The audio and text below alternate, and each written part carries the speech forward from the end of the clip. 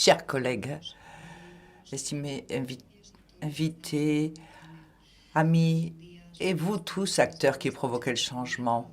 Bonjour, bon après-midi, bonne nuit, tout dépend de là où vous êtes. Bienvenue à cet événement de haut niveau pour un avenir durable et résilient, avec des gouvernements nationaux aussi qui luttent pour atteindre la sécurité, la durabilité, conformément aux objectifs de développement global fixés pour 2020. Mon nom est Jean Lemire et je serai votre modérateur aujourd'hui. Vous le savez, plus que jamais, le monde est confronté à des défis urgents et plus que jamais, nous devons manifester notre solidarité, notre volonté de coopération. Mais peut-être y a-t-il un aspect très positif que nous pouvons souligner? Nous savons que tous ensemble, nous pouvons aborder ces changements qui, il y a peu de temps encore, semblaient inatteignables.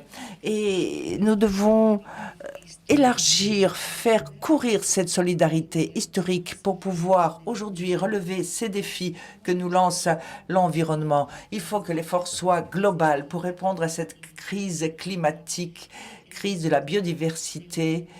Et le potentiel de l'agenda 2020 nous a marqué une feuille de route pour atteindre un avenir durable.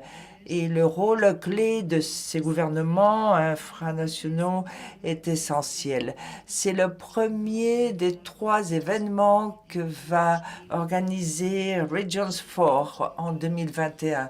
Et nous voyons ici que nous devons nous diriger aux co-organisateurs et à tous nos partenaires. Je tiens à vous remercier de tout cœur parce que sans vous, les partenaires et les co-organisateurs, les choses n'auraient pas été possibles. Et vous voyez ici tous vos logos. Merci à tous. Merci.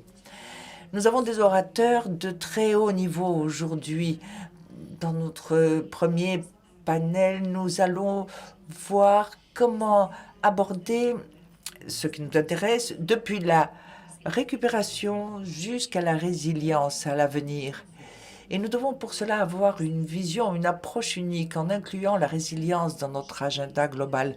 Comme vous le savez, l'année 2021 est une année extrêmement importante avec tous ces sommets prévus à Glasgow, en Chine aussi. Il n'y a pas de choix. Nous devons avoir du succès. Le succès est inévitable. Et nous avons des leaders qui comprennent l'importance de cette ambition et qui veulent nous pousser à l'action. Au deuxième panel, nous verrons l'importance du leadership de certains gouvernements infranationaux qui sont des membres de cet agenda global. Et nous allons entreprendre de grandes actions avec eux. Je dois présenter mes excuses aux panélistes à cause de la prononciation que je vais faire de leur nom. Je ne suis pas un expert en linguistique.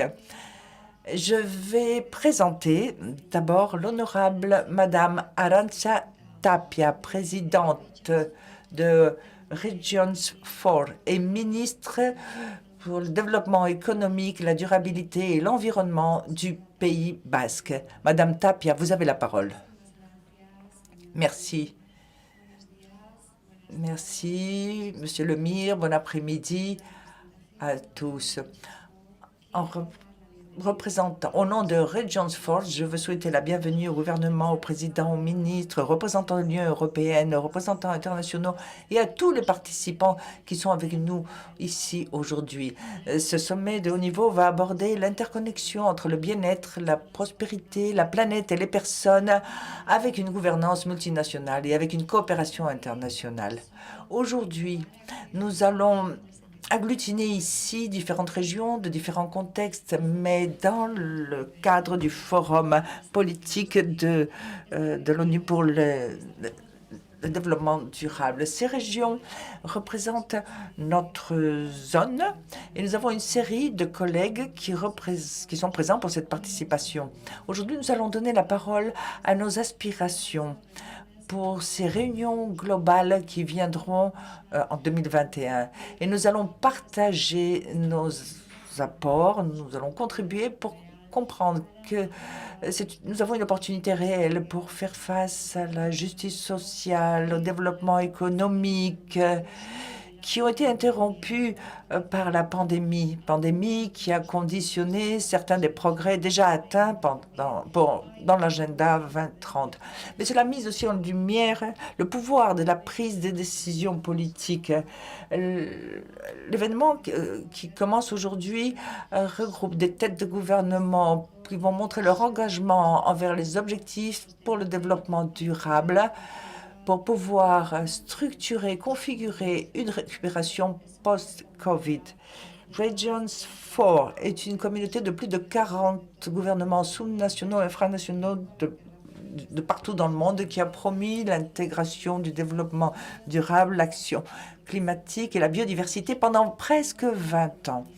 Nous avons le savoir, les engagements, les pratiques innovatrices et la vision inclusive pour un avenir résilient. Regions 4 aujourd'hui lance le document de la voix des régions dans les systèmes de l'ONU en nous centrant sur les rapports des volontaires et des gouvernements sous-nationaux et de tous ceux qui apportent à l'agenda 2030 leur contenu.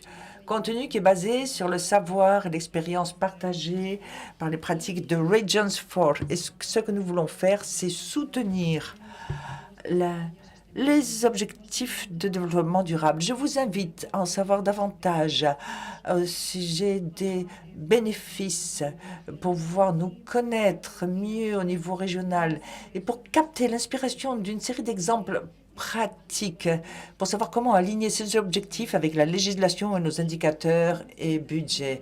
Grâce à notre expérience, la coopération entre les gouvernements provoque une action collective qui est ce que nous voulons pour l'avenir. C'est pourquoi nous donnons à nos membres de nombreuses initiatives pour l'échange de connaissances, de savoirs, de bonnes pratiques et pour la création de positions prises en commun pour la plateforme de la biodiversité ou pour la communauté d'adaptation de Regions 4. Et nous voyons que nous avons une série de partenaires officiels pour cette campagne de résilience. Et je vous invite tous à la rejoindre, cette plateforme, parce que nous voulons élargir notre réseau, nous voulons augmenter l'ambition globale et nous voulons que notre voix porte plus loin.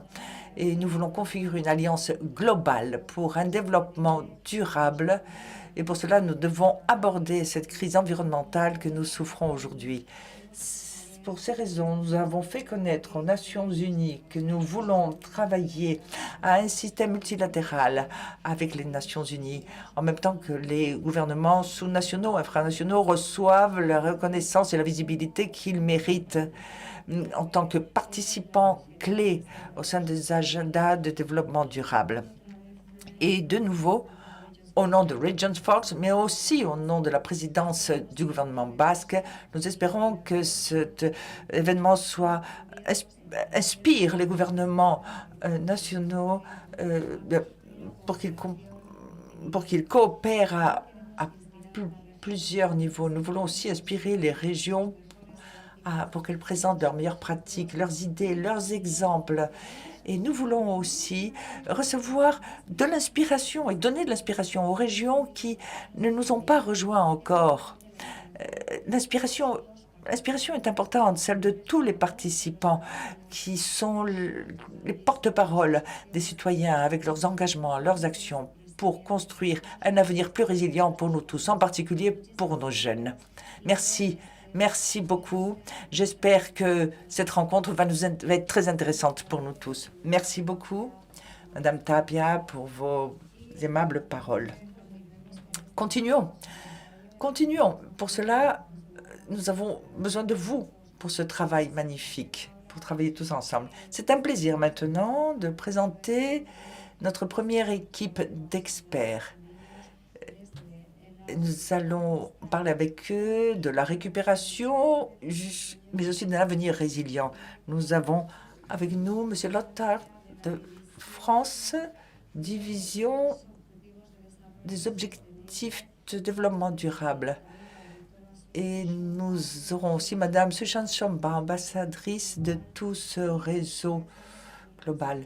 Et nous compterons aussi sur Madame Elisabeth Maruma Mrema, qui est la secrétaire exécutive de la Convention pour la diversité biologique. Donc, Madame Tatinen, vous avez la parole. Quelles sont les leçons que nous avons apprises au niveau des Nations Unies grâce à ce travail de volontaires et des équipes? Quel est le potentiel que vous percevez dans la croissance et la reconnaissance des objectifs de développement durable? Merci beaucoup. Bonjour, bon après-midi.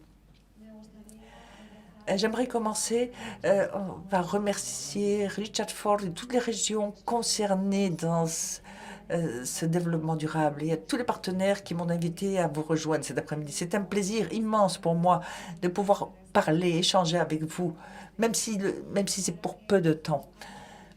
Avant d'entamer le forum de haut niveau, de grand niveau des Nations Unies, plateforme globale essentielle pour matérialiser les objectifs de développement durable de l'agenda 2030. Et je participerai aussi au travail de secrétariat. Permettez-moi de me présenter, en soulignant une série d'opportunités que nous allons matérialiser lors de notre prochaine réunion du forum. Vous recevrez davantage d'informations au sujet de toutes ces opportunités. Vous pouvez les avoir sur notre page web. D'abord, nous sommes extrêmement contents d'avoir constaté que cette année, le forum organisera une séance officielle pour parler de l'échelle du niveau infranational. Cela aura lieu en juillet. Pour la première fois, ce forum aussi abordera une série de thèmes, non seulement sous-nationaux et régionaux, mais nationaux aussi. Je vous invite à participer à cette séance. Mais je vous invite aussi à prendre part au forum des gouvernements régionaux et qui se tiendra le 12 et 13 juillet en connexion avec les autres événements. Nous sommes ravis de pouvoir organiser tout ça avec les plateformes locales et les gouvernements et plateforme sous-nationale. Et nous allons réviser tous les objectifs 2030. Et maintenant, monsieur le modérateur, permettez-moi d'aborder ces questions que vous avez formulées. Eh bien, je crois que la pandémie, le Covid-19 a mis en évidence encore plus le travail essentiel des gouvernements locaux et régionaux pour mettre en place l'agenda 2030 pour le développement durable, en apportant des solutions, en les matérialisant avec un impact direct sur la communauté et sur nos objectifs. Partout dans le monde, nous avons vu comment les gouvernements régionaux, sous-nationaux ont pris position rapidement, ont réagi rapidement face à la pandémie. Les services publics organisés, les services de transport, les efforts ont été coordonnés pour assurer le fonctionnement de l'économie et bien d'autres choses encore. Et alors, nous avons vu avec évidence que pendant que nous prétendons à la récupération et reconstruire nos sociétés, eh bien, nos efforts doivent prendre racine autour des objectifs du développement durable. Si nous voulons un avenir durable, nous avons besoin aussi d'un engagement très fort et de coopération avec les gouvernements locaux et régionaux, en les incluant dans la révision de nos politiques et pratiques, et en incluant aussi leurs ambitions publiques, leurs engagements, leurs actions.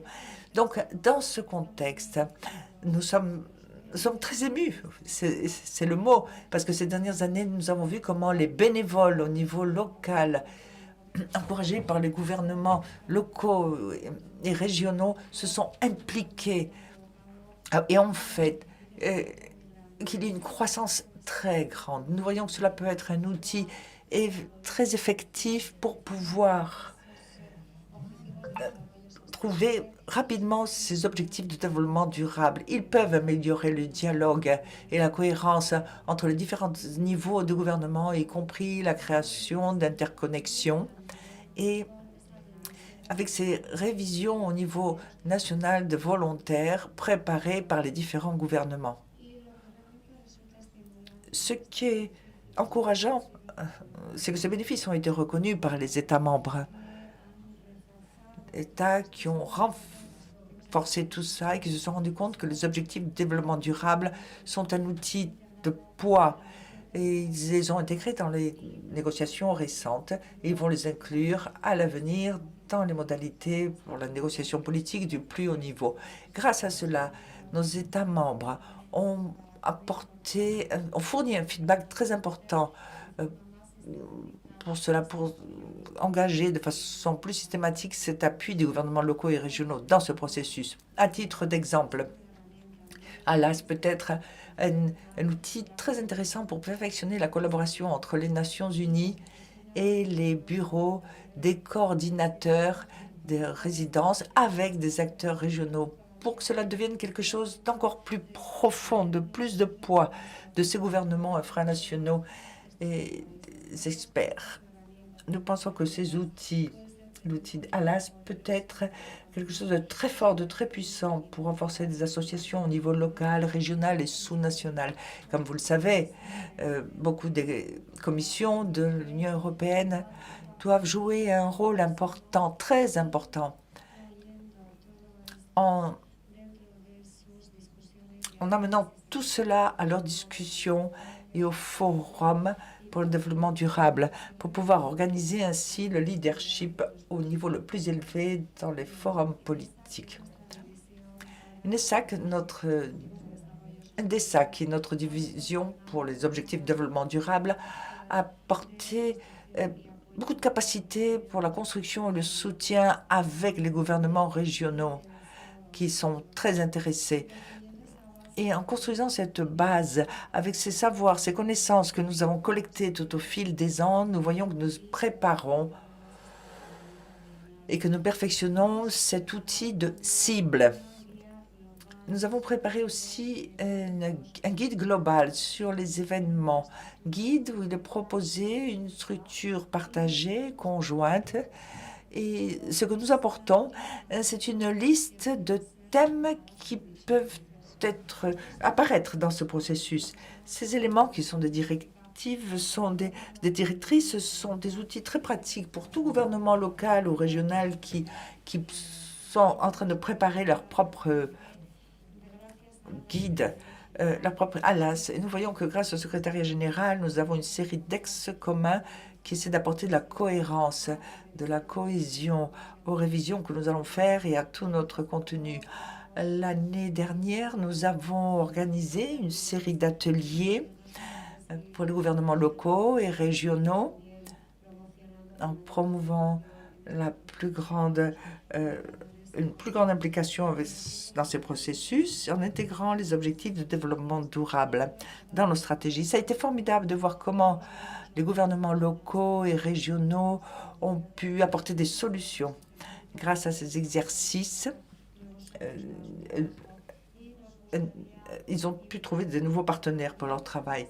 Et nous aimerions inviter davantage de membres de ces associations et régions à venir nous rejoindre dans nos webinaires. Monsieur le modérateur, permettez-moi de terminer en disant que comme nous allons vers la décennie d'action pour les objectifs de développement durable, nous devons passer maintenant des paroles aux faits. Et j'espère qu'avec cette réunion, nous pourrons vous inspirer pour que vous redoubliez d'efforts pour atteindre un avenir plus durable et résilient pour tous. J'aimerais profiter de cette opportunité que vous m'avez offerte pour vous inviter tous à vous inscrire dans cette plateforme globale qui a été organisée par notre département pour insister sur une série d'actions nouvelles et ambitieuses à tous les des gouvernements et pour tous les acteurs impliqués. En ce moment, nous avons plus de 300 de ces actions accélératrices des objectifs de développement durable. Nous avons vu déjà enregistrées online et la plupart d'entre elles viennent de gouvernements locaux, régionaux. Et nous souhaitons vraiment recevoir davantage d'engagement et vous voir venir plus nombreux inscrits à cette plateforme. Je vous souhaite une journée, un travail très fructifère. Et je vous remercie d'avoir compté sur moi. Merci beaucoup. Merci, Madame Tatine. Je vais rappeler qu'il y a une phrase très importante que vous avez dite en ce moment.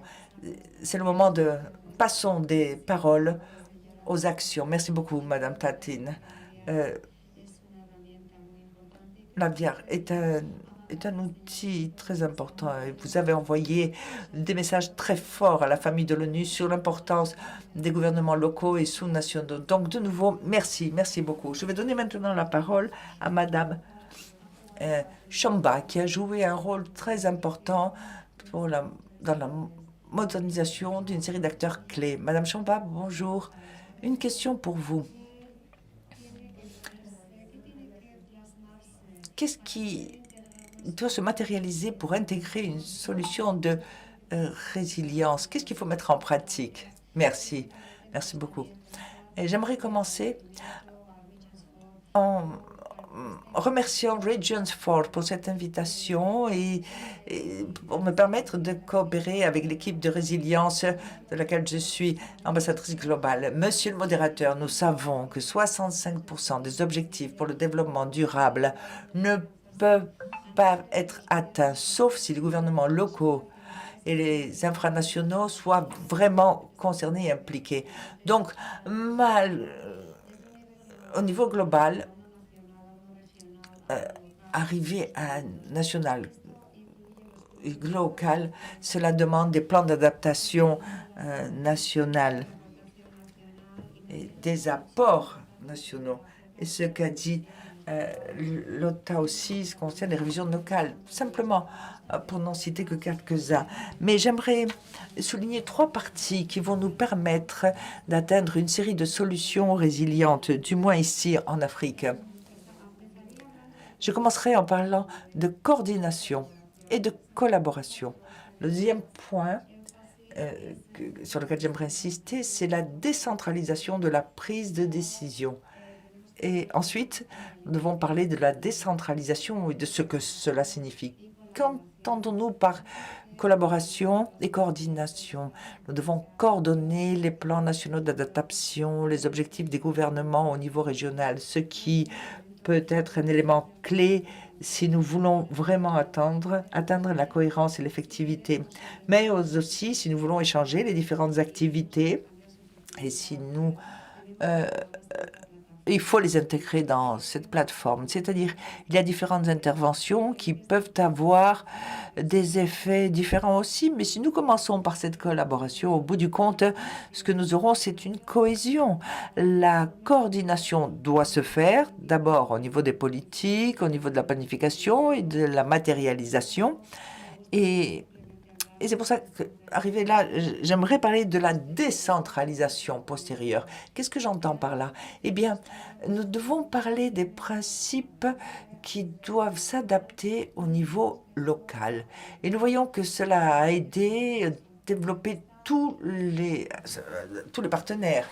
Dans cette décentralisation des prises de décision, nous avons une série de comités locaux qui sont en première ligne, surtout dans la lutte contre le changement climatique, dans un continent comme l'Afrique, où nous sommes parfois très vulnérables à cause de notre situation socio-économique. Et nous voyons que cet engagement a une voix dans la prise de décision pour des régions qui sont particulièrement touchées. Je pense des gouvernements régionaux et locaux qui peuvent assurer que s'ils ont les bases, s'ils tendent les fondations au niveau local, et si ces gouvernements régionaux peuvent aider à apporter une structure et à lutter contre les inégalités subies surtout par les femmes, par les personnes handicapées, par les personnes de groupes indigènes ou ethniques particuliers ou des personnes qui ont aussi d'autres circonstances difficiles. Donc ce que nous voulons, c'est garantir que nous abordons l'inégalité. Et le dernier point de tous ces faits est aussi cette coordination de la décentralisation. Nous savons que la plupart des initiatives lancées en ce moment demandent une adaptation, bien sûr, mais aussi des millions de dollars. Et nous voyons que parfois au niveau local et régional, il y a très peu du mana qui parvient là où il faut. Nous devons trouver des mécanismes qui fassent que cet argent arrive au gouvernement local et régional pour pouvoir soutenir la résilience. Et en ce moment, nous ne voyons pas que ce soit le cas. Et si le modérateur me le permet, je vais donner l'exemple d'une solution intégratrice à laquelle nous travaillons ici. Nous parlons en ce moment de la restauration paysagère qui nous offre l'opportunité d'atteindre des objectifs de développement durable au niveau global, en augmentant la productivité, en augmentant les revenus.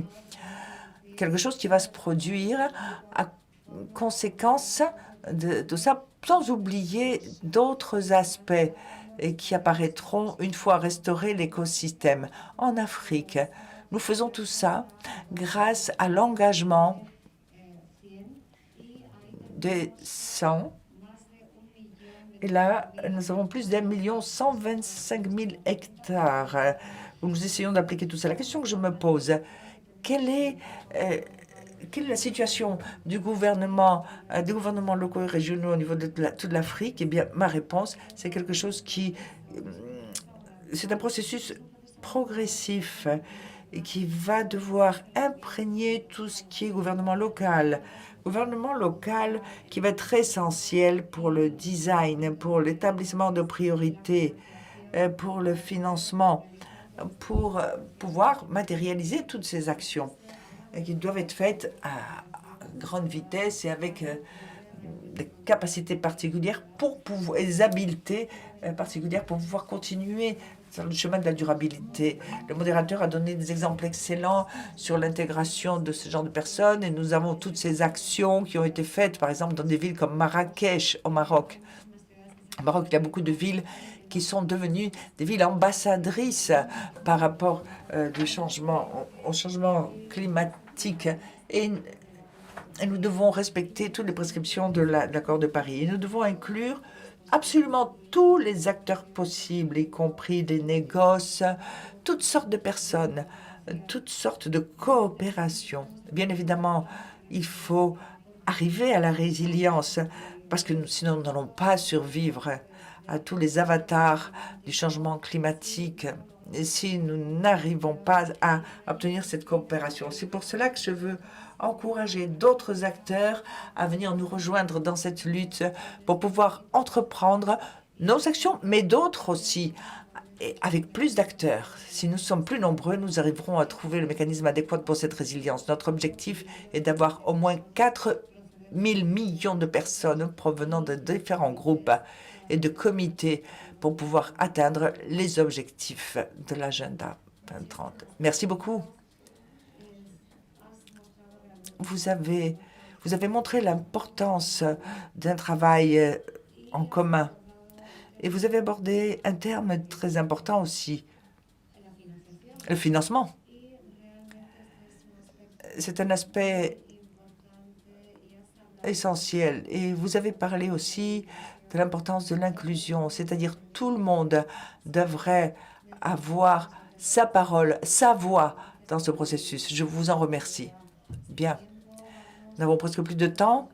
De nouveau, merci, Madame Champa. Maintenant, nous passons à notre invitée suivante, qui n'est pas avec nous aujourd'hui, mais qui nous a envoyé un message.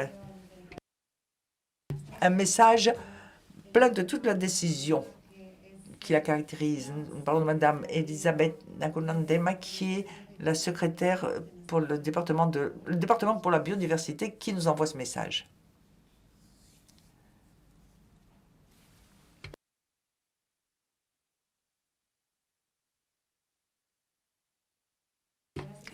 Mesdames et messieurs, je vous salue tous.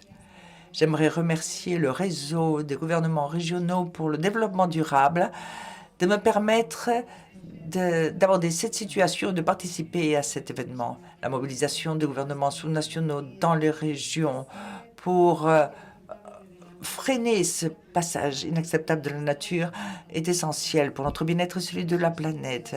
Avec des aides et des incentives pervers, nous sommes en train de penser davantage d'argent pour détruire la nature que de l'argent que nous consacrons à la protéger. Changer ce modèle, changer ce patron, ce modèle est un besoin urgent. Les politiques et les programmes doivent s'harmoniser s'aligner pour que nous ayons une vision globale de la nature à tous les niveaux et dans tous les secteurs économiques, avec une réponse intégrée pour répondre à la crise économique et du climat. Les gouvernements sous-nationaux, en tant que gestionnaires des côtes et du sol, et comme connecteurs urbains, ruraux, sont essentiels. Et en tant que collectif, ils peuvent réaliser une partie significative de ce budget public et être impliqués dans les aides techniques et monétaires qui peuvent guider l'économie vers une solution basée sur la nature.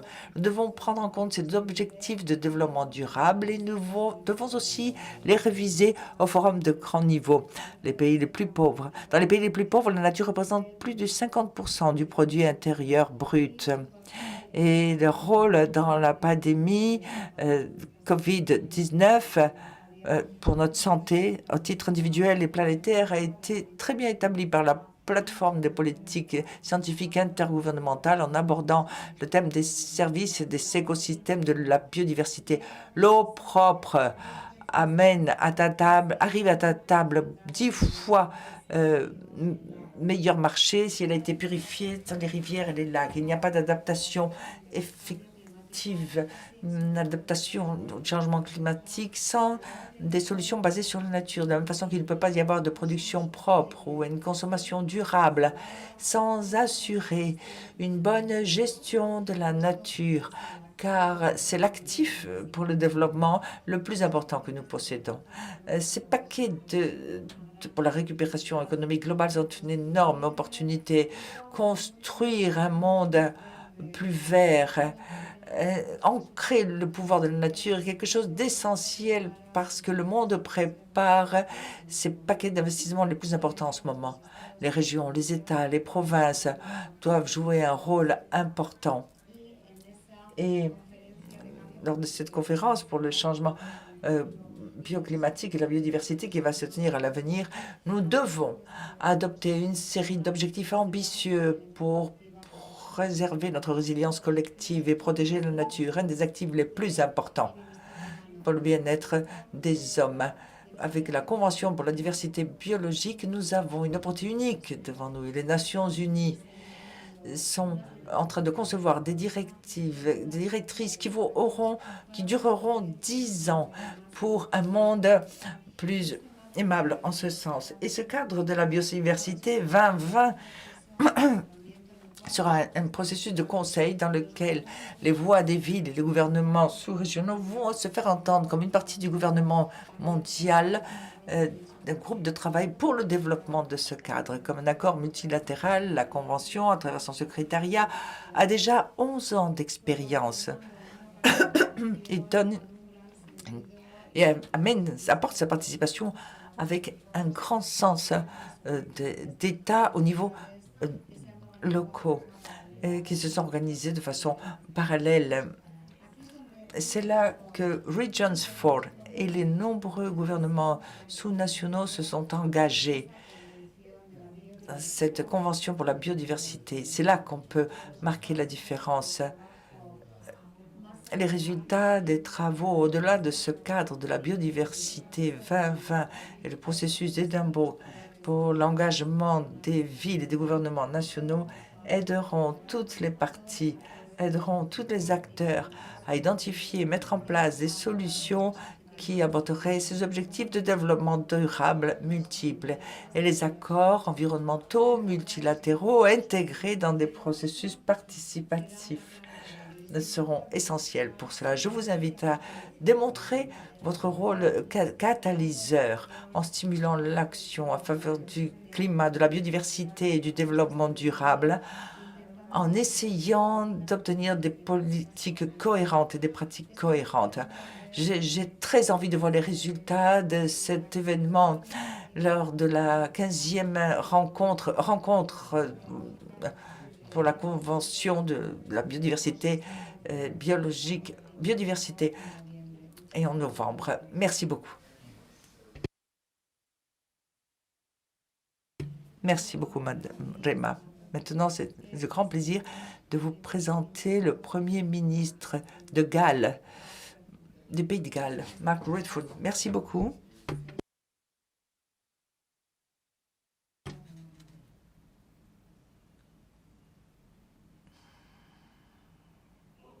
Monsieur Marc Drackeff. Merci beaucoup. Merci pour cette présentation.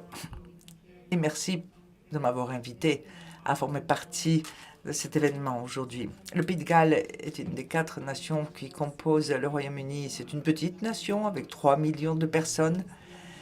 Et l'on m'a demandé de réfléchir et de parler des leçons que nous avons apprises pendant la pandémie, nous aussi.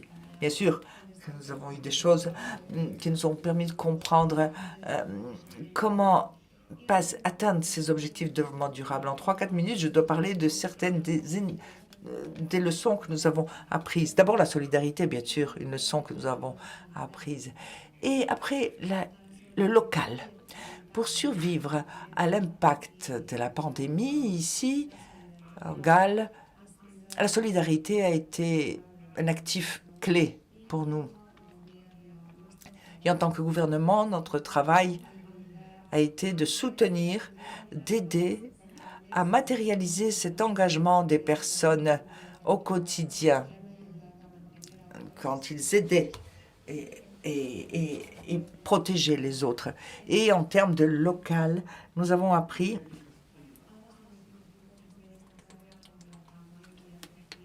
quelque chose qui a été bien mis en lumière, l'importance de l'entourage des personnes, l'entourage immédiat. Par exemple, dans le milieu, un jardin près de chez nous, les voisins, les quartiers, l'impact de la circulation, tout ce que... Et les gens, après une année de pandémie sans circulation, sans trafic routier, a besoin de savoir de rencontrer des arbres. Il y a eu beaucoup de politiques qui ont été traduites en actions pratiques pendant la pandémie. Et ici, il y a certains exemples qui jouent Par exemple, en termes de solidarité, nous avons eu un programme de collaboration entre le Pays de Galles et l'Afrique qui avait été conçu avant la pandémie et mis en pratique.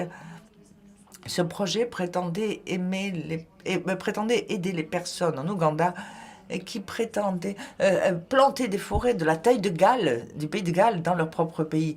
Et ce que nous avons fait, ça a été inclure le nombre de plantes équivalent au nombre d'enfants que nous avons au Pays de Galles. Et ce que nous avons fait, ça a été améliorer ce programme de participation entre le Pays de Galles et l'Afrique, et ce qui fait que nous pouvons donner à Lesotho, Namibia, Ouganda, nous avons pu refléter l'impact de la pandémie. Mais nous y avons incorporé un exemple de solidarité. Nous avons poursuivi cette collaboration et cela nous a permis de trouver de nouvelles formes au milieu de la pandémie, formes pour collaborer dans ce contexte. Et pour ce qui est du local, nous avons appris dès le début la valeur de la confiance. Quand nous dépendons d'une chaîne d'approvisionnement externe et globale. Par exemple, ici, nous avons élaboré une série de campagnes dans lesquelles nous avons augmenté la capacité de fournir des services et des produits basiques, essentiels à chacun des foyers, chacune des maisons. Grâce à ce genre de programme, nous serons moins vulnérables à l'avenir. Nous avons appris de façon globale de faire des affaires. Et nous avons aussi organisé une série d'événements au niveau local pour fournir au Pays de Galles tout l'essentiel aux personnes qui en avaient besoin et qui ne l'avaient pas. Nous avons une série de services publics qui sont avérés très efficients, magnifiques. Nous avons vu ce qu'on fait, ces services au Pays de Galles, nous avons vu leur impact Et nous avons constaté que c'est quelque chose que vont hériter des générations futures. Parfois, nous avons une fragilité qui doit être contrecarrée, freinée. Et en tant qu'être humain, nous ne devons pas avoir honte de cette fragilité. Non, nous devons, précisément pour y pallier, monter des structures. Et nous avons appris que nous devons nous comporter de manière responsable au niveau global. Depuis le Pays de Galles, nous voyons aussi que dans notre scène, dans notre nouveau Parlement, nous avons créé une nouvelle industrie de changement climatique qui est intégrée dans la planification, l'énergie, le transport, l'environnement, dans un effort combiné. Nous allons utiliser tous les éléments dont nous disposons dans les zones rurales, les zones urbaines, au niveau public, privé, dans de nouvelles écoles, pour la construction de nouveaux hôpitaux, pour améliorer la biodiversité. Nous allons légiférer pour pouvoir interdire l'utilisation de certaines substances qui sont mauvaises, nocives, et aussi dans ce patrimoine de forêt que nous avons. Nous allons appliquer nos politiques dès cette semaine. Notre vice-ministre, en ce moment, appliquait une série de normes par rapport à la construction de routes, de telle sorte qu'elles soient moins nocives et que nous atteignions zéro émission en 2050. Nous considérons que nous sommes des citoyens mondiaux et à une échelle globale et que nous devons montrer de la solidarité, de la coopération au niveau international. Ces dernières années, pendant les années qui viennent, nous voulons faire un apport à ce défi que représente le changement climatique en travaillant avec tous les acteurs pour créer une sphère plus solide, plus forte et porteuse de succès. Mais bien sûr, ce que nous voulons, c'est montrer cette solidarité pour atteindre ces objectifs généraux qui ont provoqué plus de cohésion entre nous tous. Merci beaucoup de m'avoir permis d'intervenir. Merci, merci, merci énormément à vous, Monsieur le ministre. C'était un apport passionnant. Et nous pouvons dire qu'au Pays de Galles, vous avez appris des leçons extraordinaires qui nous inspirent tous. Donc, je tiens à vous remercier de tout cœur pour ces grandes valeurs que vous avez montrées, pour ces paroles, ces belles paroles. Merci beaucoup, Monsieur le ministre. Et maintenant, j'ai le plaisir de souhaiter la bienvenue à notre deuxième orateur, Monsieur Inigo Urkullu, le président du gouvernement basque. Excusez-moi, monsieur, si je prononce mal votre nom. Le gouvernement basque a été pionnier au sein de l'agenda 2030.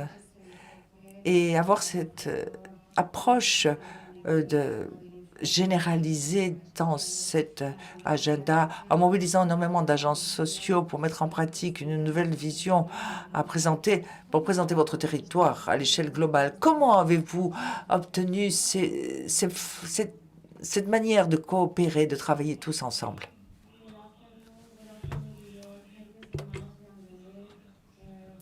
Bonjour à tous, merci pour votre intervention. C'est un honneur de former partie à cet événement en tant que représentant de mon pays, avec des représentants des Nations Unies, des gouvernements internationaux. Le 11 mars 2020, l'Organisation mondiale de la santé a déclaré la pandémie. Nous subissons une réalité qui conditionne nos vies et nos relations partout dans le monde. Nous vivons un temps global. Nous travaillons pour offrir des réponses globales depuis la connaissance, le savoir, l'expérience et la proximité locale. Nous vivons un temps qui est au Solana, le bien commun. Je remercie l'organisation de cette plateforme, Regions 4, pour réfléchir à un objectif de grande ambition. Comment construire un avenir résilient en dessinant en même temps des plans d'intégration pour les personnes, la prospérité du planète. Le SCADI était pionnière, vous l'avez dit, à adopter une approche transversale et intégratrice de l'agenda 2030. De fait, la Commission européenne a publié un rapport qui met en exergue le SCADI, le Pays basque, comme un exemple d'intégration de l'agenda 2030 dans les politiques publiques. Je partage les trois clés de notre modèle. D'abord, l'incorporation des objectifs pour le développement durable à notre programme de gouvernement qui s'appuie sur trois piliers: prospérité, personne, planète et autogouvernement. Deuxième clé, la vision de l'agenda 2030 construite à travers la création d'alliances avec des acteurs publics et privés. Une gouvernance à plusieurs niveaux, depuis le respect du partage des compétences et l'essor. Troisièmement, la cohérence des politiques forme partie de nos priorités. L'agenda 2030, entendu comme un espace ouvert à la participation et à l'engagement direct de la société. Nous avons présenté Basque Green Bill, la feuille de route pour un développement économique vert, juste et durable. Un développement qui aura l'industrie et la technologie comme des moteurs principaux de sa transformation. Un modèle avec des instruments législatifs qui lui sont propres, loi de transition énergétique, changement climatique, avec la loi de patrimoine naturel. Je finis en faisant appel à la collaboration internationale. Un avenir durable et résilient, mais au premier plan, la coopération, la solidarité et la participation à la prise de décision de tous les agents politiques et sociaux. La collaboration doit être réciproque. C'est pour cela que nous répétons notre appel aux Nations Unies et à la communauté internationale pour demander davantage de participation de nos gouvernements. Nous représentons des réalités nationales ou régionales. Nous partageons la vocation de participation dans des processus généraux de décision. Le SCADI compte sur la reconnaissance du concert économique de la part des institutions européennes et représente un modèle avancé de fédéralisme fiscal en Europe. Le 7 mai, nous avons proposé la charte LER pour demander un statut particulier, singulier, qui permettrait aux communautés ayant compétences législatives de participer à l'Union européenne. Et c'est une façon d'avancer aussi dans un nouveau modèle d'État, un modèle avancé qui reconnaît sa réalité plurinationale et notre capacité de représentation internationale assise sur les principes de corresponsabilité, de subsidiarité et proportionnalité. Nous sommes engagés et nous demandons de l'engagement. Le Forum politique de grand niveau sur le développement durable doit offrir un espace officiel dans lequel nos gouvernements auront voix et vote dans la gouvernance globale. La Convention pour la biodiversité biologique doit promouvoir une décision spécifique pour nos gouvernements, de telle sorte que nous puissions participer à la mise en place du nouveau cadre global de la biodiversité post-2020 en ligne avec la déclaration d'Édimbourg. La Convention cadre des Nations Unies pour le changement climatique doit mettre les moyens et la volonté politique sur la table pour que les parties sentent qu'il y a un précédent dans la coopération à plusieurs niveaux pour atteindre les objectifs de l'accord de Paris. Depuis Euskadi, au Pays basque, nous offrons tout notre soutien, notre engagement, notre volonté politique pour collaborer avec les Nations Unies et contribuer à transformer le monde à l'avenir 2045. Nous apportons l'expérience de l'autogouvernement, la proximité des personnes, la culture, le territoire. Nous souhaitons participer au nouveau modèle de gouvernance collaborative des Nations Unies pour construire ensemble l'avenir que nous voulons. C'est le moment de Osolana international, la collaboration pour un bien commun global. Personne, planète, prospérité. Merci. Merci à tous. Merci pour votre participation et votre engagement.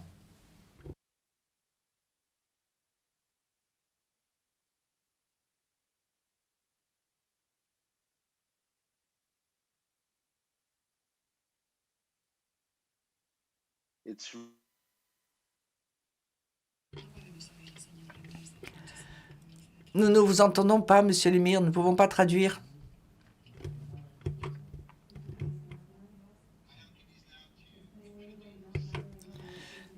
Je suis ravi maintenant de présenter en ce moment Monsieur le ministre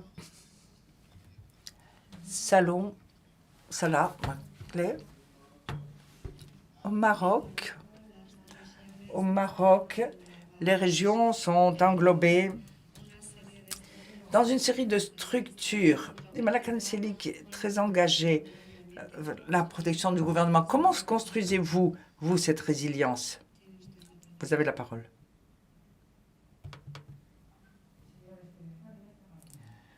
Monsieur Abdesalam Sekal. Je rappelle juste que je suis Abdesalam Sekal, président du conseil de la région de Rabat Salé Kénétra et pas ministre. Donc, tout d'abord, je tiens à remercier Région 4 pour les efforts déployés pour l'organisation de cet événement. Région 4 est un membre très actif du réseau de l'Organisation des régions unies, l'OREFOGAR, dont j'ai l'honneur d'assurer la présidence depuis 2016.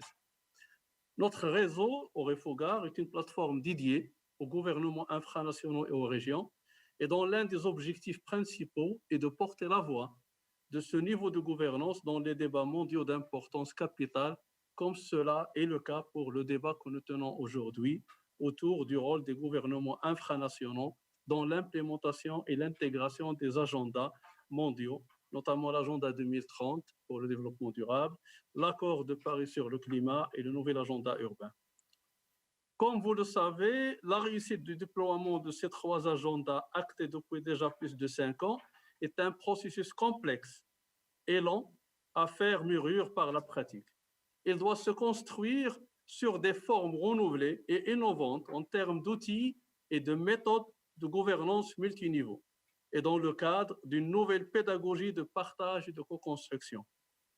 Ce processus n'interpelle pas seulement la parfaite convergence entre leurs multiples composantes, les multiples composantes de ces trois agendas, mais également et principalement la traduction de leurs principes et orientations sous forme de vision et d'action de développement intégrée et territorialisée.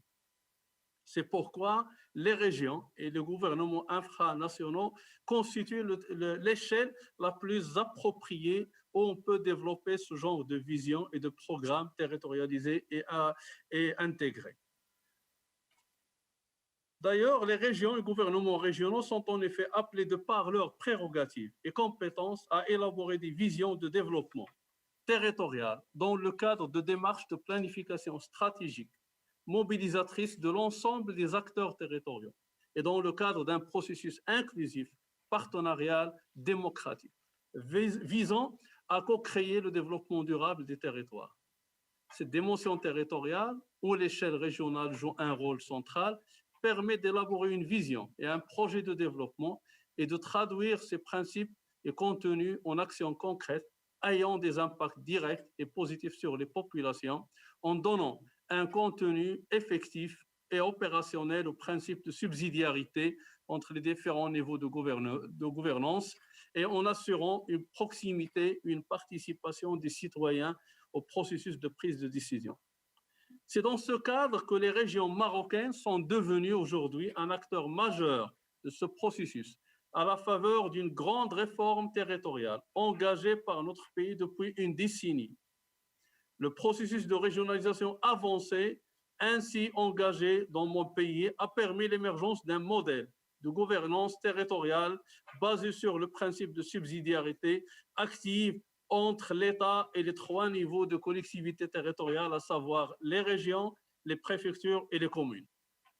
Par ailleurs, les nouveaux enjeux de développement territorial et la nécessité de repenser le référentiel prospectif qui guidera l'action publique à l'avenir sont aujourd'hui formalisés dans le cadre d'un nouveau modèle de développement pour notre pays, qui est le fruit d'un travail d'une commission nommée par Sa Majesté le Roi et qui a travaillé pendant 1 an et demi et qui a consulté pratiquement tous les acteurs de la société marocaine et aussi avec une large consultation des populations.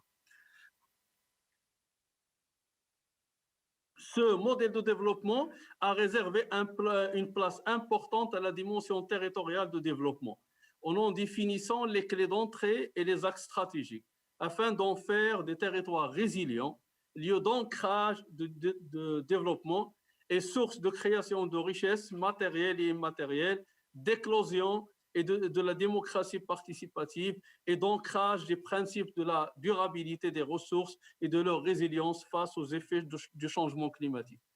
Les 5 choix stratégiques proposés par ce nouveau modèle de développement pour le volet territorial sont les suivants. 1. Faire émerger un Maroc des régions, prospère et dynamique.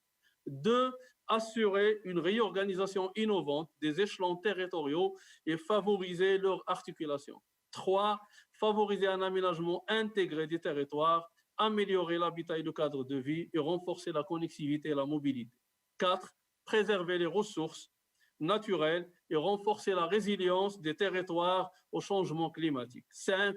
Préserver les ressources en eau à travers une meilleure valorisation de la ressource et une gestion plus rigoureuse de sa rareté pour les générations actuelles et futures.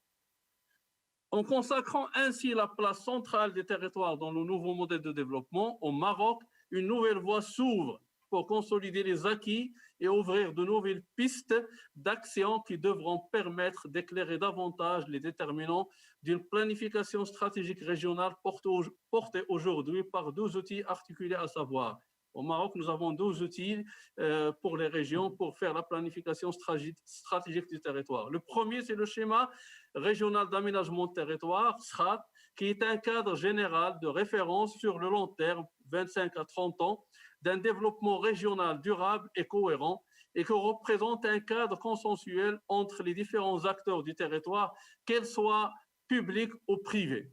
Et le deuxième outil, c'est le programme de développement régional, ce qu'on appelle le PDR, qui est un document à finalité programmatique lié à la durée des mandats des conseils, soit il est d'une durée de 6 années, et qui traduit la vision stratégique et en action territorialisée et concrète ayant un impact direct sur la population. D'ailleurs, au niveau de ma région, la région de Rabas Ali Kinitra, qui est la région capitale du Maroc par exemple, on a fait de la durabilité un enjeu principal de notre vision du territoire, dans la continuité des objectifs du développement durable et en tenant compte de l'impact du changement climatique sur le territoire. Cet engagement a été traduit dans le cadre de notre PDR en 8 objectifs majeurs constitutifs d'un développement durable, équilibré et cohérent du territoire de la région de Rabas Ali Kinitra. Pour clore, bien évidemment, et comme je l'ai toujours souligné en tant que président de l'Oré-Fougar et de la région de Rabas Ali Kinitra dans mes différentes interventions, l'atteinte d'un développement durable et intégré des territoires constitue un véritable défi de gouvernance pour que les différentes actions soient faites dans le cadre d'une complémentarité entre les différents niveaux de gouvernance, notamment le niveau intermédiaire qui constitue l'échelle EDWEN pour l'élaboration d'une vision globale de développement durable des territoires et sa traduction en action. Aussi, la mise en œuvre de cette vision dépend également et largement du niveau d'articulation entre les différents acteurs territoriaux, de coopération interterritoriale, ainsi que de la participation élargie et active de la société civile et des citoyens. Ce sont là des défis que nous devons tous porter, soulever et auxquels on doit trouver des réponses. J'espère bien qu'on pourra tous, avec nos débats, partager nos expériences à même de nous permettre de faire face à ces défis. Et je vous remercie. Merci beaucoup, Monsieur le Président Sekal, pour vos bons mots. Merci pour ces messages. Quand vous parlez de défis de gouvernance, vous avez vraiment raison. So thank you again, and I hope we will be able to. Donc, merci beaucoup. C'est un plaisir. Maintenant, merci.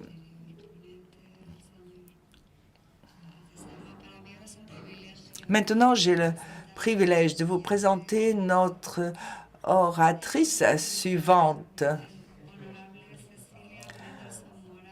L'honorable Cecilia Mendes, professeure en Équateur. Comme vous le savez, depuis de nombreuses années, elle s'occupe des mesures, pour pour lutter contre le changement climatique. Et nous voyons ici que nous avons énormément de sagesse sociale qui est entre les mains des femmes indigènes et de la population indigène. Pouvez-vous nous en dire davantage? Merci.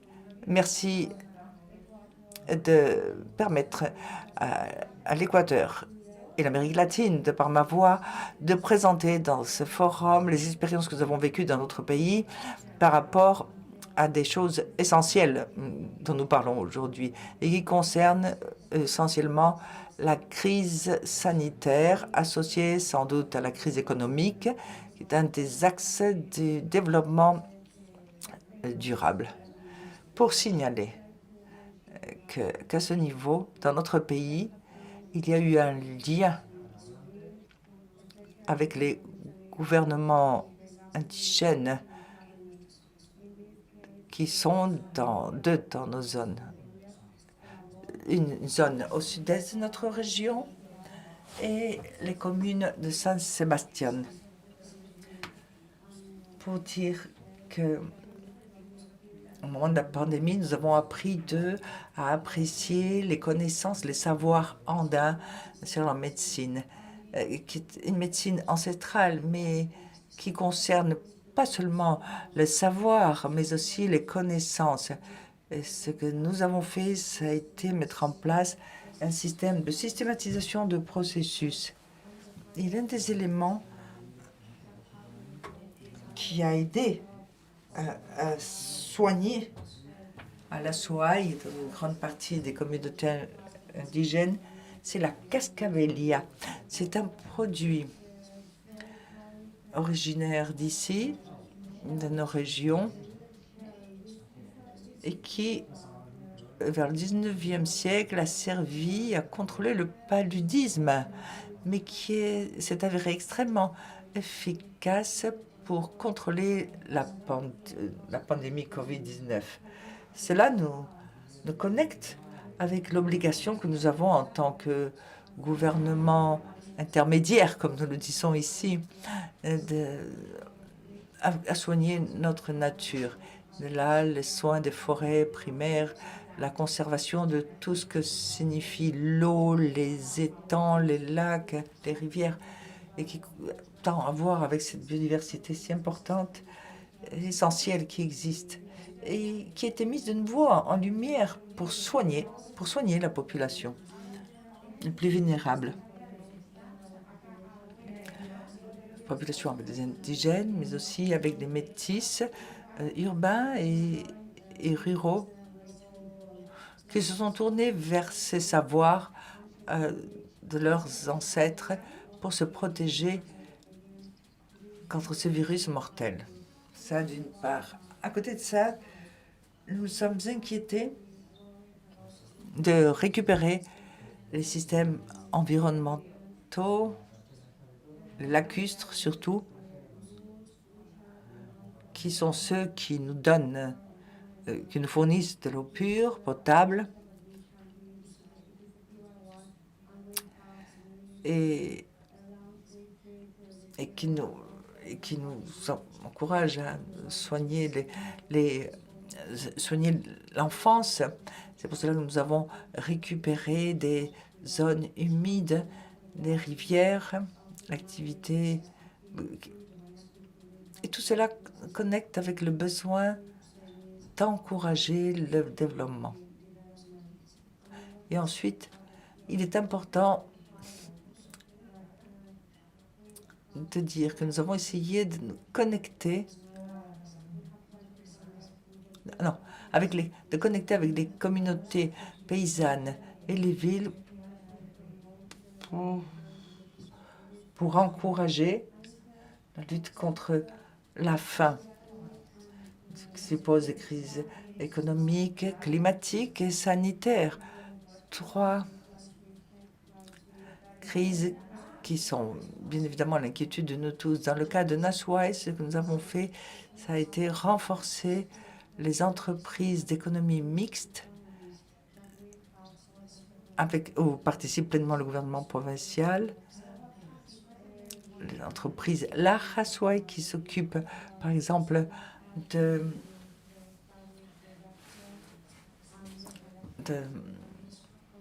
gérer les productions des communautés paysannes et les produits laitiers des paysans aussi pour essayer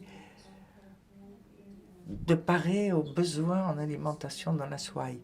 Finalement, effectivement, nous sommes engagés d'une façon inclusive avec les objectifs de développement durable. Mais dans notre cas, l'Amérique latine, et dans la zone andine en particulier, le cas équatorien, nous voudrions insister sur le développement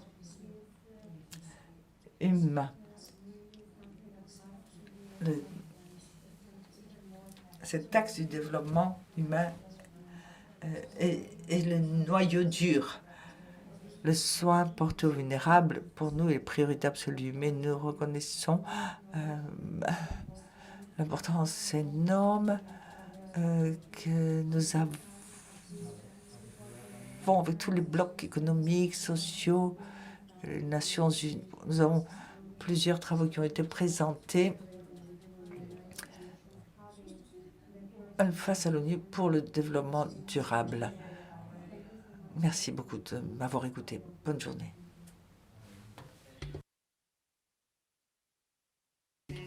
Merci beaucoup, Cecilia Mendes.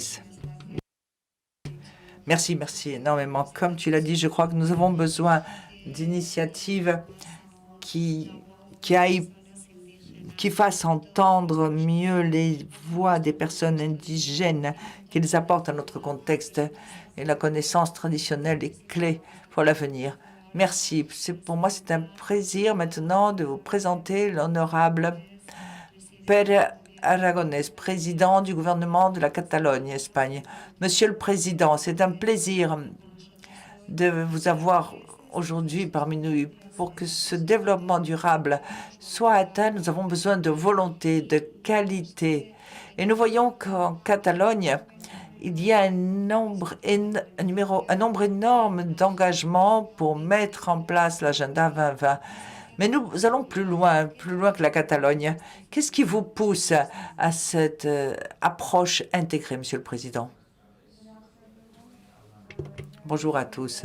Je salue cordialement tous les participants, les autorités. J'aimerais aussi signaler ce que sont les effets et les leçons que la pandémie de la COVID-19 a provoqué en Catalogne, connectés clairement avec les défis en matière des objectifs de développement durable et aussi les paris pour l'équilibre environnemental que nous avons mis en place en Catalogne. L'édition 2020, avant la pandémie, signalait les maladies de caractère global, les maladies infectieuses, comme l'un des 10 risques globaux en termes d'impact qui, malgré le développement qui se produit partout dans le monde à partir des expériences de l'épidémie de l'Ebola, par exemple, on a vu clairement que le système de santé n'était pas préparé pour une pandémie de ces caractéristiques. Aucun pays. Aujourd'hui, nous sommes pleinement conscients de cette réalité de la COVID-19 qui nous a interpellés en tant que société. D'abord, elle a mis en évidence notre besoin de travailler sur la résilience. Ensuite, il nous montre comment, en termes généraux, très souvent, les jalons du comportement ne se modifient pas. Et tant que l'on ne voit pas la menace de façon directe, immédiate sur nos vies en Catalogne, je suis convaincue que dans les autres territoires aussi, nous avons appris la leçon. Nous sortons de la pandémie avec un système de santé renforcé et avec la conscience que nous devons renforcer notre lutte contre la pauvreté, les inégalités, le changement climatique. Parce que bien évidemment, la pandémie a affecté les secteurs les plus vulnérables de la société. La Catalogne compte sur un système d'aide pour les revenus minimum à, à toutes les personnes donc nous devons changer la dynamique pour pouvoir sortir de ces situations sans laisser personne tirer pour compte, jeter pour compte. Des critiques de nos milieux aussi du point de vue environnemental et en travaillant clairement avec les objectifs de développement durable et clairement dans la lutte contre le changement climatique. Nous devons être conscients que nous vivons dans un monde qui a une croissance démographique rapide. En 2050, l'ensemble de la planète aura 9 700 millions d'habitants. Ensuite, il y aura une augmentation de la population urbaine de 2025 à 2030. 630 millions de personnes vivront dans 40 villes de plus de 10 millions d'habitants. Et troisièmement, avec une consommation de ressources à la hausse. Donc, il est important d'aborder l'avenir de la planète avec l'alerte qu'a lancé un groupe de prix Nobel demandant au gouvernement à tous les gouvernements d'adopter des politiques de transformation pour que les risques colossaux ne soient pas assumés par l'humanité. Et c'est une des nombreux appels qu'a lancé par la communauté scientifique. Beaucoup de ces défis ont un caractère supra-étatique, comme la biodiversité, changement climatique, impact des inégalités. Ils demandent des réponses globales, mais aussi des engagements au niveau local, à échelle territoriale. Et dans le design, dans la mise en place de ces réponses, les gouvernements sous-étatiques, nous devons avoir la capacité d'écrire à la première personne, précisément parce que nous sommes proches de la citoyenneté. En ce sens, depuis la Catalogne, nous attendons très curieux les décisions qui pourront être adoptées de cœur à par rapport au changement climatique. Depuis la Catalogne, depuis longtemps, nous mettons en place des politiques pour le climat et la biodiversité. L'agenda 2030 nous apporte une perspective intégrale. Nous le faisons du point de vue de l'aménagement, de la gestion des budgets de la Généralitat de Catalogne. Et nous avons encouragé la création d'un département conjoint d'action pour l'alimentation et l'agenda rural, et du point de vue fiscal, pour avoir des mesures financières qui nous permettent d'avoir des ressources pour éviter nombre des projets associés au CDS. Nous avons approuvé depuis longtemps un impôt sur les émissions de CO2 des véhicules de tourisme domestique pour avancer dans le changement du parc mobile.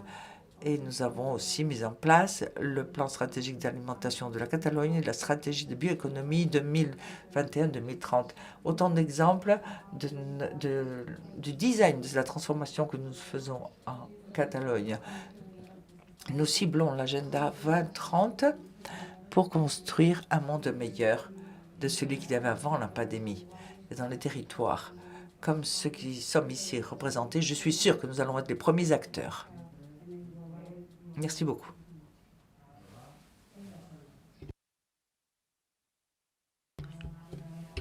Merci beaucoup. Un travail formidable.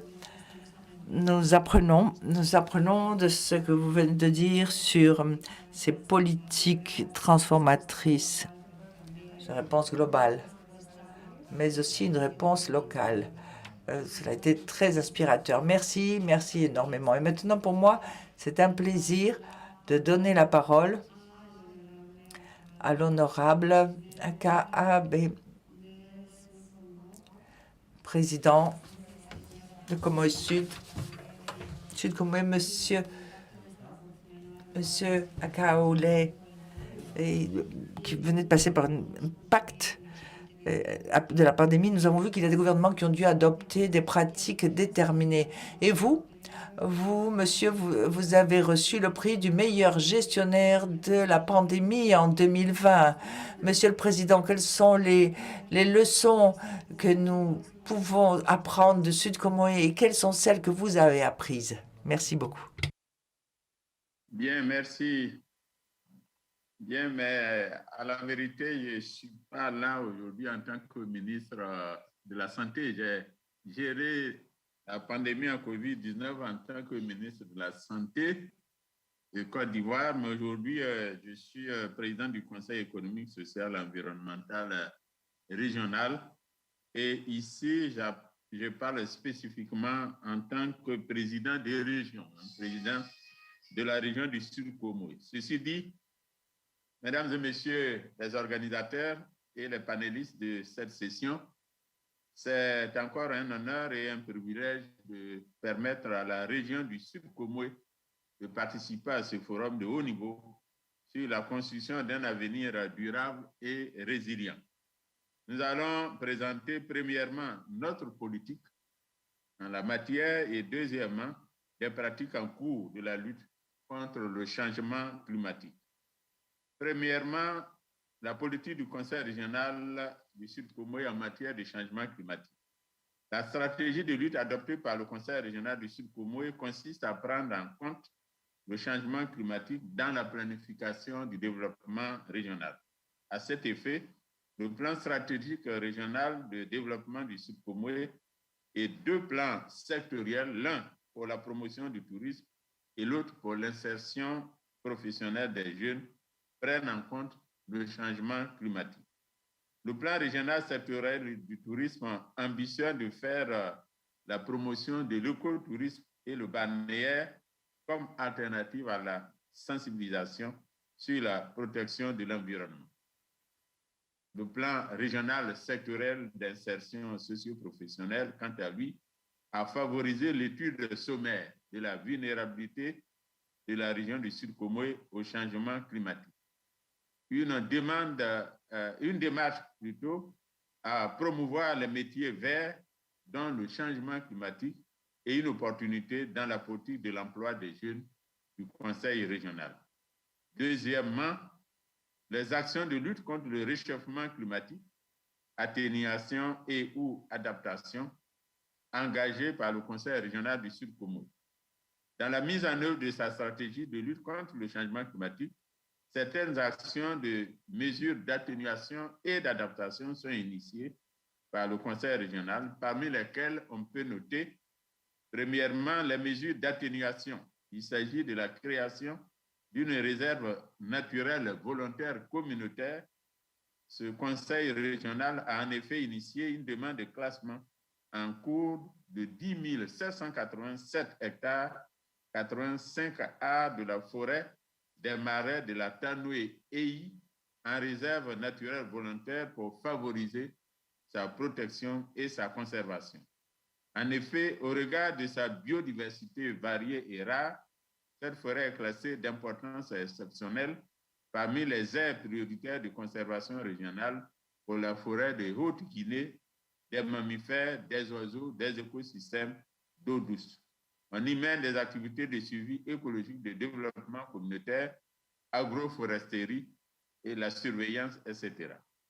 Il s'agit encore de la protection du complexe lagunaire Abi-Eyi dans le cadre de la gestion des ressources en eau. Ce complexe lagunaire de 424 km² est l'une des rares lagunes en Côte d'Ivoire qui constitue un puits de carbone à cause de sa stratification permanente et d'une forte production de phytoplancton. Chaque année, sur une période de 4 à 6 mois, la région soutient un arrêté préfectoral du département qui interdit la pêche sur ce complexe lagunaire afin, d'une part, de favoriser un repos biologique permettant la reproduction des poissons et, d'autre part, de préserver les phytoplanctons. Le Conseil régional encourage cette décision et participe activement à la sensibilisation des populations du Sud-Comoé à l'adhésion de cette initiative. Les actions de mesures d'adaptation. La mise en œuvre en cours d'un projet d'insertion socio-professionnelle et de promotion de l'économie verte et circulaire cofinancé par l'Union européenne. Ce projet vise à faire la promotion de l'agrobiologie et la transition énergétique avec les énergies non conventionnelles. Des formations en direction des jeunes sur l'agriculture biologique et la pisciculture sont assurées sur des espaces de démonstration créés à cet effet. Les jeunes porteurs de projets axés sur les métiers verts bénéficient d'un appui financier pour la mise en œuvre de leurs projets. Au nombre des acquis, il est mis en place un système de production maraîchère bio par arrosage à pompe solaire avec la mise au point 1 de compost liquide fertilisant à partir de végétaux et de déchets de porc, 2 de compost solide rapide 3 semaines ou à longue durée 3 à 6 mois à partir de végétaux, de déchets d'animaux et d'ordures ménagères organiques. 3 d'un système de paillage pour limiter l'arrosage, l'enherbement et favoriser l'enrichissement du sol. Enfin, 4 des solutions naturelles, biopesticides et insecticides pour la lutte contre les insectes et les nématodes à base de neem et d'ail. En outre, un référentiel local de métiers verts est en cours d'élaboration. En conclusion, mesdames et messieurs, c'est toujours un plaisir pour nous de participer à cette plateforme d'échange. Je vous remercie. Merci beaucoup, Monsieur Aoulé, pour votre travail inspirant. Entre autres, des puits de carbone si essentiels pour le futur. Alors, merci beaucoup. Merci. It is now time to give the floor to...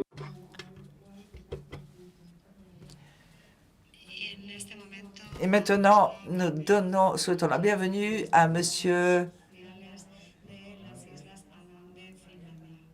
Janssen, ministre des Affaires sociales des îles Janssen de Hollande.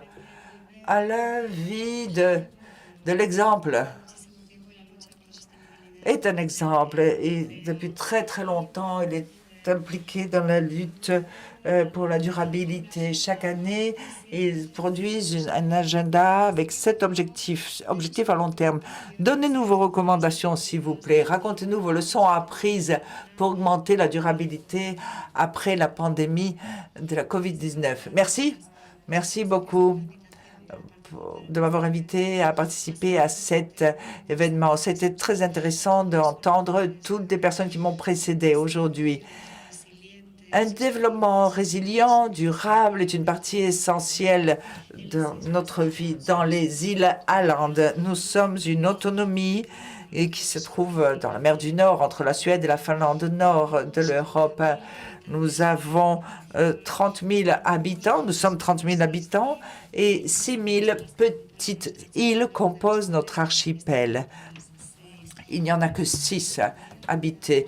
Nous voyons que le gouvernement de Åland et le Parlement de Åland a décidé d'adapter un objectif pour le développement durable qui durerait jusqu'en 2051. Et cette décision a été prise à long terme. Nous parlons de l'an 2014 pour augmenter le développement durable et inclure la biodiversité dans tous les agendas. Et cette décision prise par le gouvernement de Åland a fait qu'on invite tous les citoyens des îles à s'incorporer à un processus depuis la base de la pyramide jusqu'au sommet. Ce projet que nous pouvons résumer ainsi: tout le monde peut fleurir dans une île qui vit en paix. Nous pensons que c'est la meilleure version de la société que pouvons nous imaginer. Nous voyons que c'est une source d'inspiration et un moteur de changement. Mais de toutes les façons, il y a des limites à cette vision. Et nous voyons que nous devons construire un avenir durable dans un cadre d'entente scientifique et de durabilité. Nous avons défini cet objectif stratégique et tous nous devons les atteindre en 2030. Nous parlons de biodiversité, de durabilité sociale, d'eau propre, d'action climatique. Nous parlons aussi de consommation et production durable. Atteindre ces objectifs permettra à notre société d'être plus attirante encore de ce qu'elle est aujourd'hui. Nous avons mis en place une série de développements et d'objectifs stratégiques pendant les 5 dernières années, pas à pas.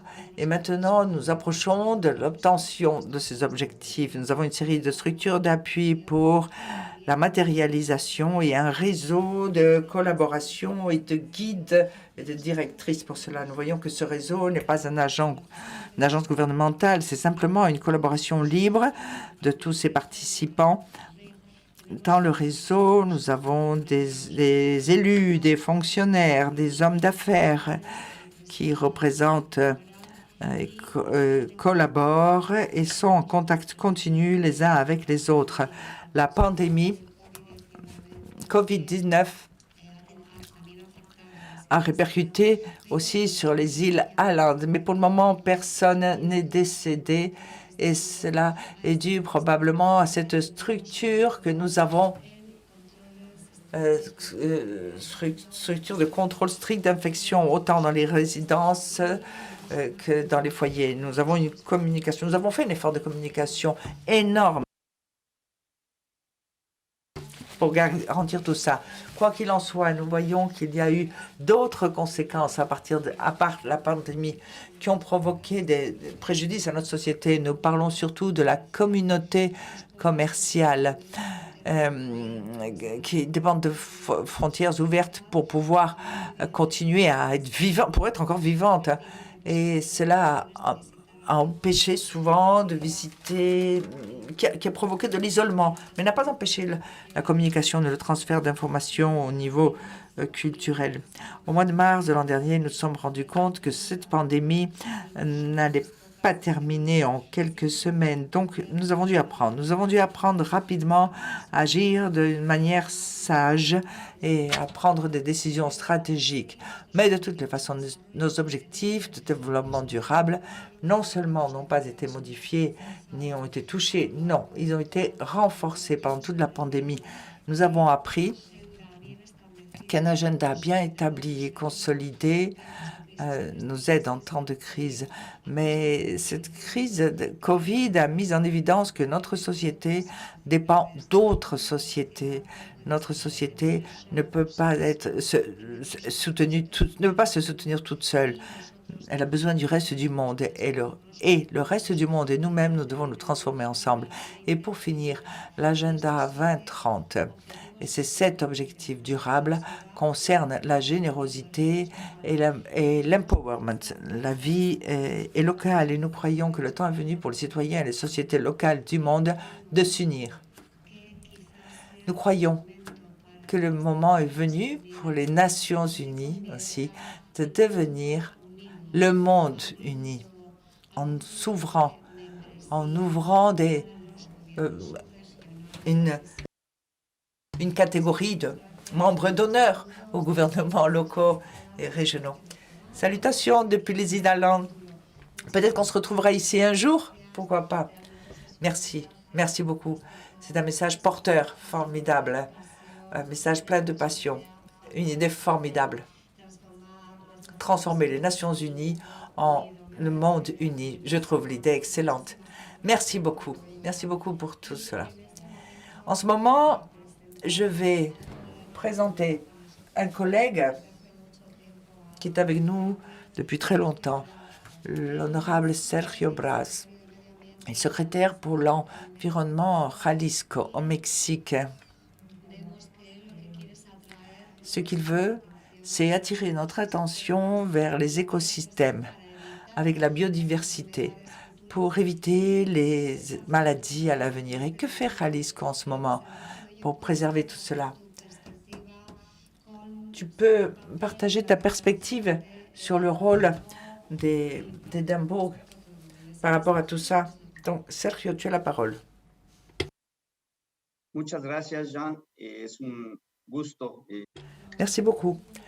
C'est un plaisir de te saluer et de participer à ce forum de grand niveau avec des régions qui sont leadership reconnues mondialement.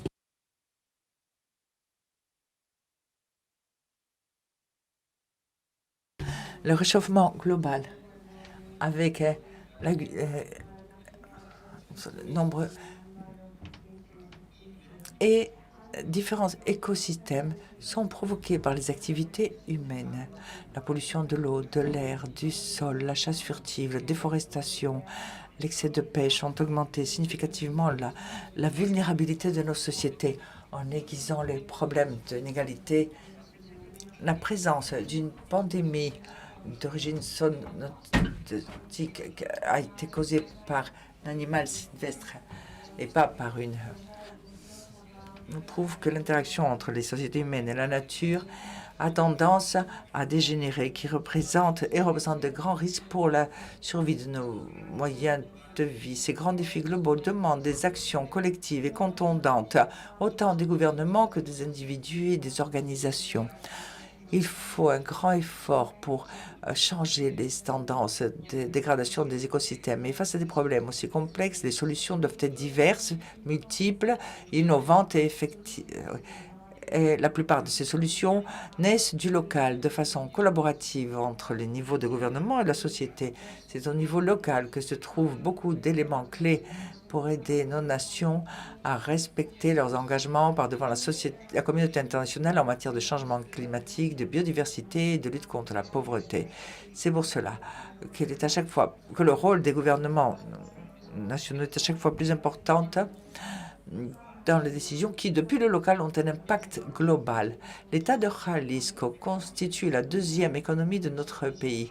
C'est le principal producteur d'aliments du Mexique et un centre important d'innovation technologique et de logistique commerciale de la région du Pacifique.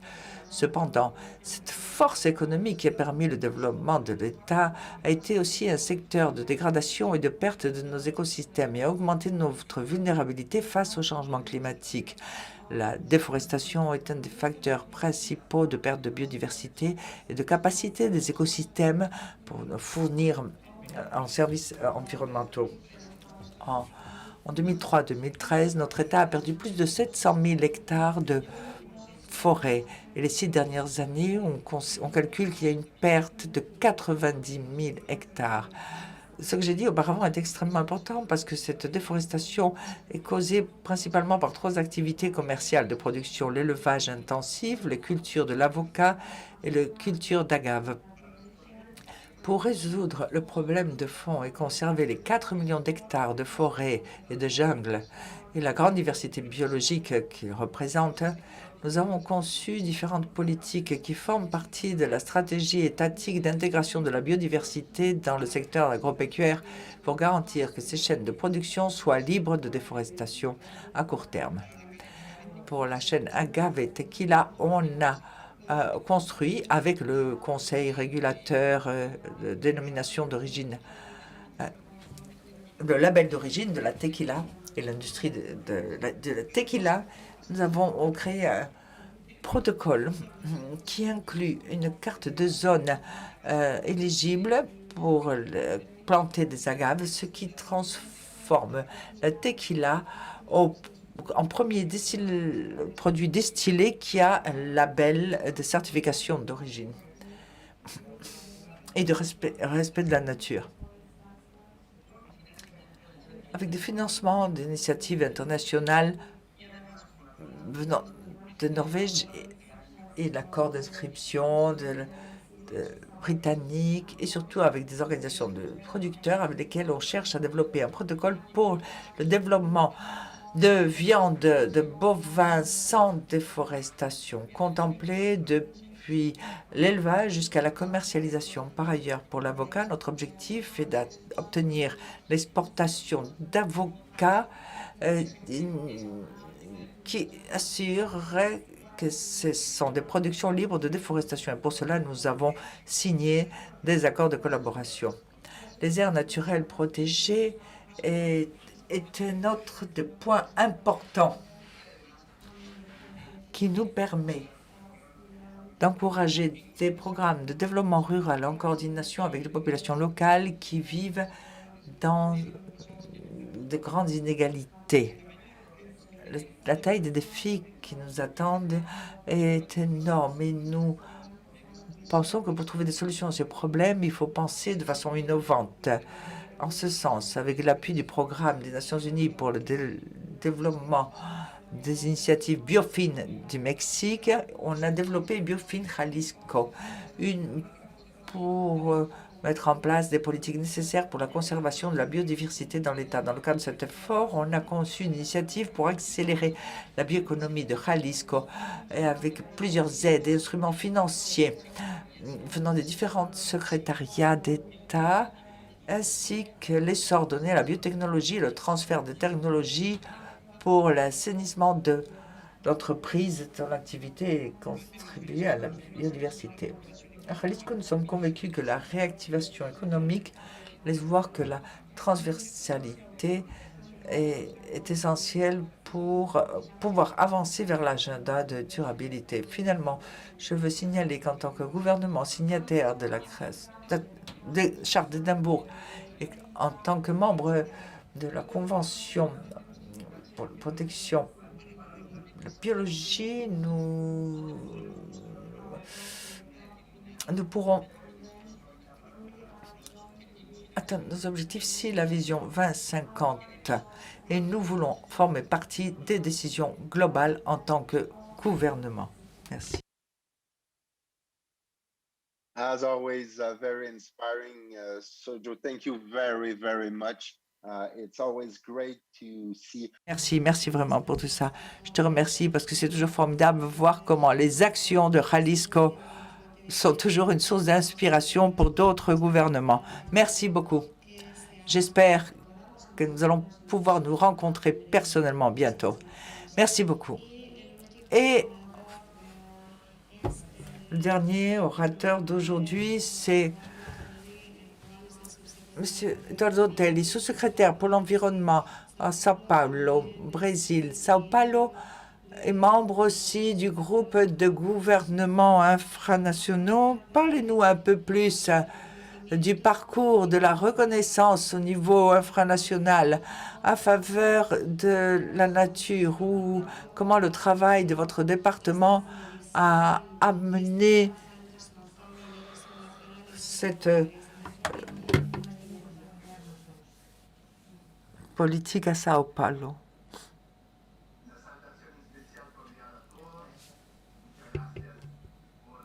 Merci à tous. Merci pour l'invitation de Regions Ford. Je suis ici pour parler au nom de l'État de Sao Paulo, au Brésil, vous le savez tous. Un État-nation. J'ai entendu, nous qui sommes un État de 45 millions d'habitants, nous avons les mêmes problèmes que notre collègue de Finlande avec ses petites îles. Les mêmes. L'État de São Paulo, et je parle au nom de notre gouverneur, João Doria, et du secrétaire pour les infrastructures, M. Marcos Pinido. Je suis chargé du travail des ressources pour l'environnement de l'État. Et je voulais dire que l'intégration est le grand thème, parce que nous avons un État avec 640 communes. Et ces communes ont besoin d'un travail régional et local très important. Le gouverneur, en 2019, s'est chargé de l'agenda des objectifs de développement durable et les a mis comme incorporés au plan biannuel de notre budget. La loi du budget a été mise en parallèle. Dans toutes les actions du gouvernement de l'État génèrent des impacts positifs.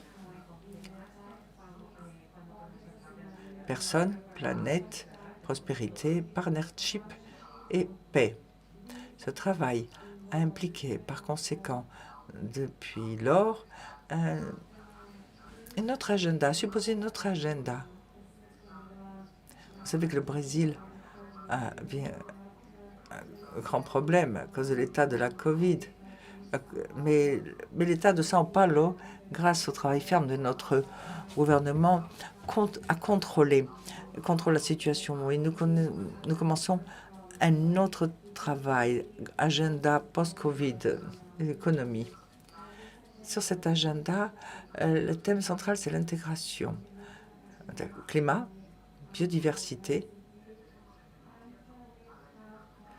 Nous avons ces thèmes incorporés au gouvernement. Nous avons 5 points fondamentaux. Le premier, c'est travailler dès maintenant aux énergies renouvelables et avec des combustibles avancés. L'État de São Paulo, vous le savez tous, est le plus grand du Brésil et du monde en éthanol, de canne à sucre et en gaz naturel. Pour transformer l'économie, pour passer de l'état de l'économie fossile à une économie à faible carbone. Photovoltaïque, biocombustible, biométhane, éthanol de deuxième génération et de travail dit vert. Tout cela pour vous expliquer l'importance de l'État de São Paulo dans l'économie du Brésil, qui peut servir d'exemple. Le deuxième grand travail contemple la reforestation, l'agriculture à faible carbone et la bioéconomie. Et arrivé là, nous avons des travaux très intéressants comme le programme d'agriculture légale que nous allons emmener à la COP avec le défi de restaurer plus de 800 000 hectares dans tout l'État et servir d'exemple au reste du Brésil. Le troisième point est le contrôle de la pollution, qualité d'air et transport durable, comme des politiques de programmes qui ont obtenu des résultats très intéressants. Il y a des exemples de l'accord de l'État de São Paulo avec les entreprises qui adoptent des mesures volontairement pour minimiser les gaz à effet de serre et la sécurité de l'eau et de ressources d'eau en eau avec un assainissement. Nous sommes sur le point de faire une révolution dans le cadre légal de l'assainissement et pour une eau sûre dans tout l'État. Et finalement, le cinquième point, le plus important, les communes résilientes et les villes durables avec des programmes que nous voulons transmettre. Nous avons beaucoup d'exemples, nous avons plusieurs publications, nous sommes tous impliqués dans la même chose. Et je viens dire ici que nous sommes très ravis que le gouverneur de l'État, le 20 juillet, va signer un décret d'adhésion de l'État aux campagnes de résilience pour respecter l'agenda de résilience. Et l'État s'est engagé pour l'intégration net zéro qui se fait au gouvernement avec la participation de tous. Voilà le grand défi de l'État de São Paulo. Merci beaucoup. Genre, les 5 minutes ont passé. Merci beaucoup. Bon travail. Well, thank you very much, Mr. Tenney. And merci, Monsieur Tenney. Je ne peux pas insister. Je n'insisterai jamais assez sur le rôle essentiel qu'a joué São Paulo dans la négociation que nous avons eue avec la société civile. Merci. Merci beaucoup. Continuez avec nous. Continuez. Merci beaucoup. Chers amis, nous avons maintenant la possibilité de partager notre vision et les bonnes pratiques des leaders. Nous avons pu les écouter, nous avons pu écouter leurs actions, mais aussi leurs passions et ces valeurs si profondes pour un avenir plus durable, en harmonie avec la nature. J'aimerais remercier sincèrement tous les panélistes, tous les intervenants et leur demander de continuer à s'impliquer dans l'action.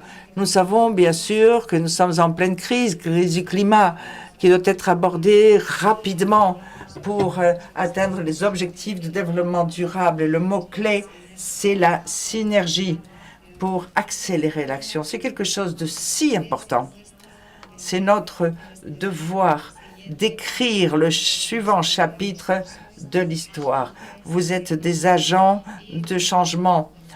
Tout le monde compte sur vous. Je vous invite à souscrire, à vous inscrire, à souscrire la newsletter de Regions 4. Nous avons des articles très intéressants. Nous avons aussi des rapports intéressants que nous introduisons depuis 2015. Nous allons les maintenir, continuer jusqu'en 2026. Je vous demande de participer. Il y a des notes de presse aussi que vous avez à votre disposition sur notre page web. Une fois de plus, merci beaucoup. Merci à tous. J'espère avoir le privilège de vous voir très bientôt en personne, dans des conditions normales. Pour à la fin, pouvoir nous donner la main. Merci. Merci. Bonne journée à tous.